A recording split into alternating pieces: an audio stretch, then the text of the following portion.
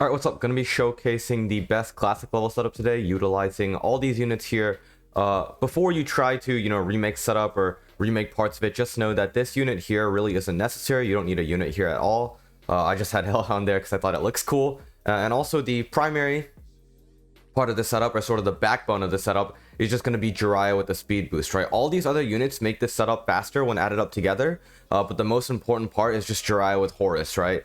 Because this setup can't really function or do its purpose of doing really fast classic level clears without Jiraiya. Jiraiya is going to be your main TBS. As you see here, him alone with the speed boost is pretty much able to stop enemies from appearing on the screen at all, right? The other units are there for less common situations and to just support Jiraiya. But if you are thinking about recreating, parts of the setup, just know that Jiraiya is going to be the most important part. If you can't get Jiraiya with the speed boost, then you might want to reconsider the setup you're building. You might want to go with the Clyde Flamey setup instead.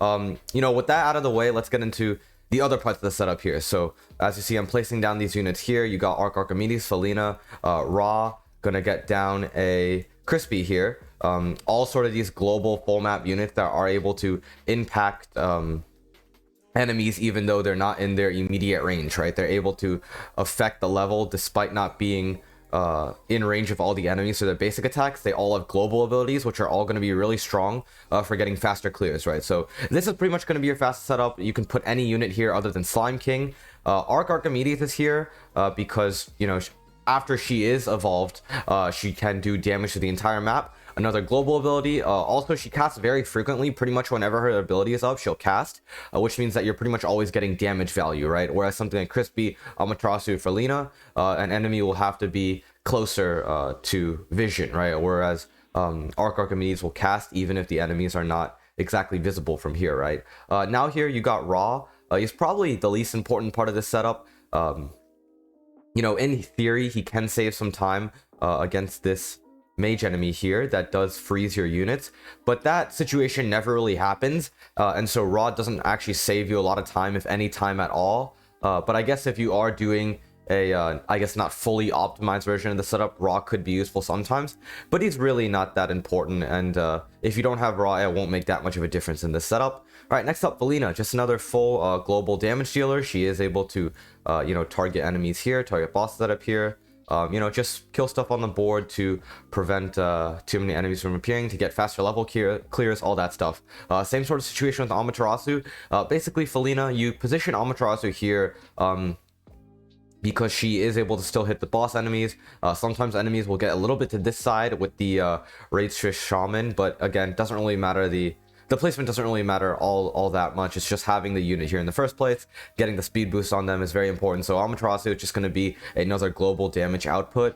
Crispy, also strong global damage output. I think able to target up to 3 units. Mostly going to be used in situations against bosses, enemies spawned by bosses. If there is a little bit of an enemy overflow from Rage Fist Shaman and vulnerability. But yeah, just another solid global damage dealer. And with all the damage dealers I talked about here, you're gonna want them to all be at levels where they're one-shotting everything, right? Not sure the specific levels. The level could change depending on what type of JR you want to farm, what classic level you're farming, right? The setup doesn't only work for JR and Nightmare levels. You could also use it on King 1-5. You could also use it, maybe for Rage Fist Nightmare. Just any of the classic levels, this setup is going to be your fastest method of clearing them, right?